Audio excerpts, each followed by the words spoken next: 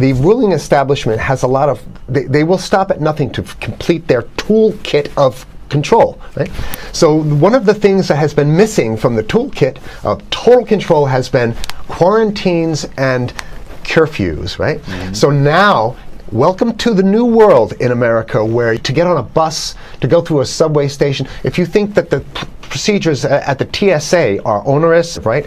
Guess this is coming to a bus depot near you. It's a more invasive way, and the ruling class needs this because, let me say, if the ruling class ever saw wide-scale civil unrest, you'd see an Ebola outbreak in America right away. Okay, so this is, what you see is that Ebola is another tool in the toolbox of the ruling class to control. Yeah, to keep down absolutely, repression. positively, 100%. This is a tool. Right. Ebola doesn't just magically start spreading. And then we have this doctors that come back here. The white people, of course, live.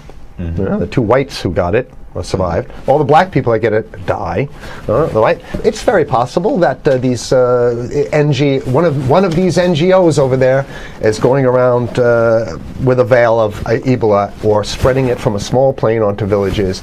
The point is to get hundreds of thousands of people infected with it and create the next phase of control. Now, one of the things I'd like to show to back up my my claims here. Here's a document from the Rockefeller Foundation. Rockefeller Foundation, right there. You can zoom in on that, where my finger is. It's called Scenarios for the Future International Development, the Rockefeller Foundation. All right. Okay. Let's take a look at what they're saying here. This is something like a 50, 60-page document. I'd like you to go to page 18, if you can look at this up on the internet, but I'll read it off to you. It's called lockstep, lockstep. And this is a phrase that I used right after 2001, when I saw the entire system of the United States, including the population, were in lockstep. So the Congress went along, and yes, it was Osama bin Laden, and the people waved their flag and said, I hate, hate, hate, hate, and everything was in lockstep. Well, in 2010, they published this, Rockefeller Foundation, and here's what they're saying.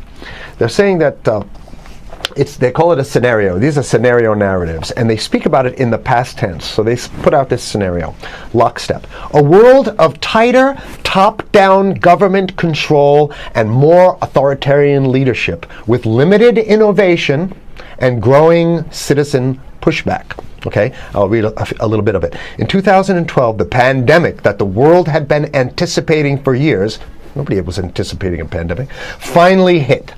Unlike 2009's H1N1, this new influenza strain originating from wild geese, they use some scenario, but this is Ebola they're talking about. Ahead. Even the most pandemic-prepared nations were quickly overwhelmed when the virus streaked around the world, infecting nearly 20% of the global population and killing 8 million in just 7 months, the majority of them healthy young adults. The pandemic also had a deadly effect on economies. You can see the agenda. Just naked, raw, naked control agenda written down, and it's anybody's guess how this becomes effectuated in real life. So whether this is written specifically as marching orders, or whether people take it upon themselves in the intelligence networks to say, okay, well, this has been produced, so this is the plan here. But these narratives have to be written in advance, because the intelligence agencies don't know how to do these narratives. They need help. So these think tanks, they come up with these, like Rand Corporation, Rockefeller Foundation. These are think tanks of death. They're not the think tanks, they're not there to find great ways to help people. Right? Okay, the pandemic also had a deadly effect on economics. International mobility of both people and goods screeched to a halt. Which is what they want. They want a completely isolated world, right? Debilitating industries like tourism and breaking global supply chains. Well, of course they want tourism stopped, because they're not in the tourism business, and they want you at home in your house in front of the TV. Then they got you, because once you watch the TV, they own your soul. Even locally. Wait a second, we're on television. I mean commercial television, let's say. National. Even locally, a normally bustling recycling shops and offices sat empty for months. Okay, so I love how they talk about it in the past tense in 2010. Right? The pandemic blanketed the planet, though disproportionate numbers in Africa died. Southeast Asia and Central America, where the virus spread like wildfire. It sounds like the opening monologue of a disaster movie, right? Exactly. Now listen to, here's the good stuff now. But even in developed countries, containment was a challenge. Now here's this one. I love this one. The United States' initial policy of strongly discouraging, in quotation marks, strongly discouraging citizens from flying proved deadly in its leniency. So they're saying, that... No, keep going. Okay, read it. Proved deadly in its leniency. So they should have been tougher, right? Accelerating the spread of the virus, not just within the United States, but across borders. However, a few countries did fare better. China in particular. The Chinese government's quick imposition and enforcement of mandatory quarantine for all citizens, as well as its instant and near hermetic sealing off of all borders, saved millions of lives, stopping the spread of virus far earlier than in other countries. So the message is here is we have to look towards the Chinese, the oppressive totalitarian Chinese regime as an example of what we need to be doing here. And of course, the ruling class here loves the Chinese regime because they have demonstrated to the ruling class the most efficient form of capitalism, which is authoritarian capitalism. So we have capitalism, but unfortunately we have this veil. I get it. We have this veil of democracy. This is very interesting. This is continue on. Okay. China's government was not the only one that took extreme measures to protect its citizens from risk and exposure. During the pandemic, national leaders around the world flexed their muscles, flexed their authority, and imposed airtight rules and restrictions. You can see the agenda. Go. Okay. From the mandatory wearing of face masks to body temperature checks at the entries to communal spaces like that's what's happening right now. Yeah, but soon it's going to be like body. It'll be at the subway. Yeah, is that what you're saying? We'll be going through this in the subway to get on the buses and the subway, absolutely, things positively. like that. And what this means though is don't think about having a cigarette, a joint on you, or basically you can't.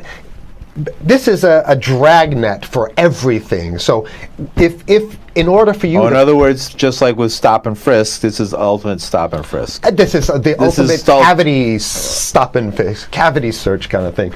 All right, so during the pandemic, national leaders around the world flex their authority. Now there's some good stuff. Listen to this. And even supermarkets, they want body checks at supermarkets. Okay, so basically what they're saying is they're building a system where every move you make, you got to go through them. You can't get food. Well, how about if you go to the farmer's market? Right. Here's the good stuff now. I mean, it just keeps getting better. Even after the pandemic faded, this more authoritarian control and oversight of citizens and their activities stuck.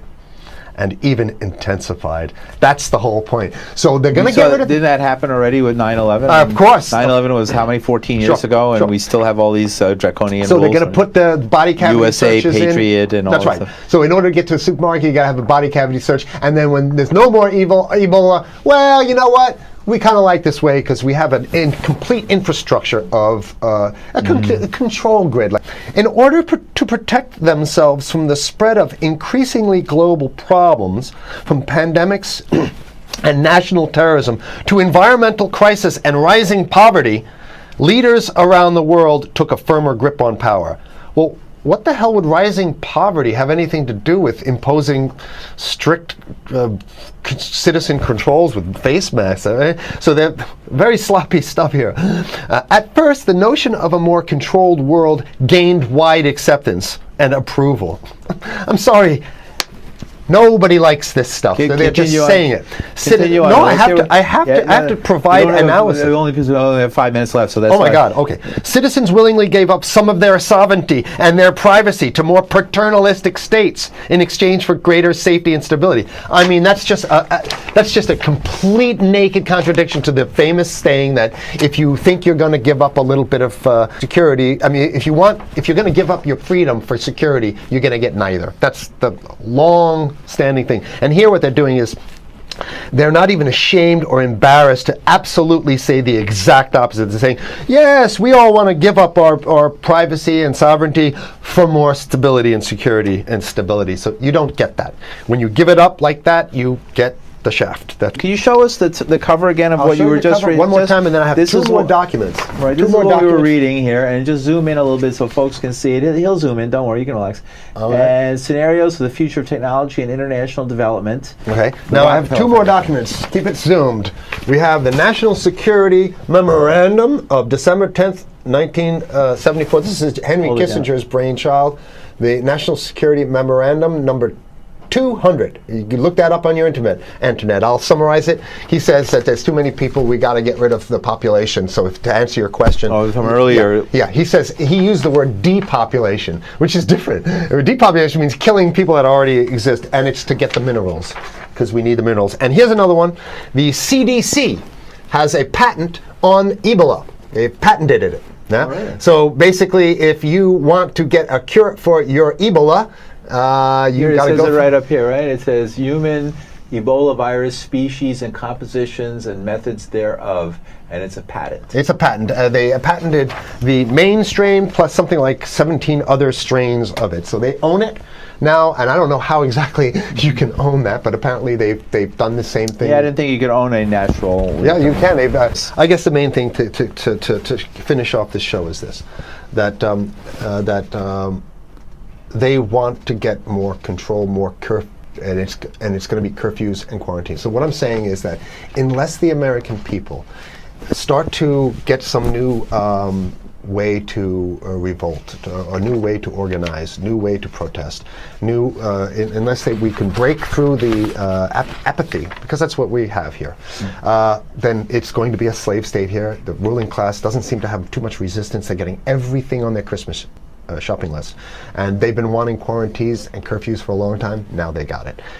And if you want to live in a world where you're tricked into all this stuff because it's for your safety, right? And if you want to have a probe and make sure you got to check your pockets, make sure you don't have anything incriminating on you before you go out, and when you step out of your house, you want some police there to monitor and see what you're doing. If that's the world you want to live in, be apathetic, don't do anything. You're going to get that world very soon. It's coming your way, definitely.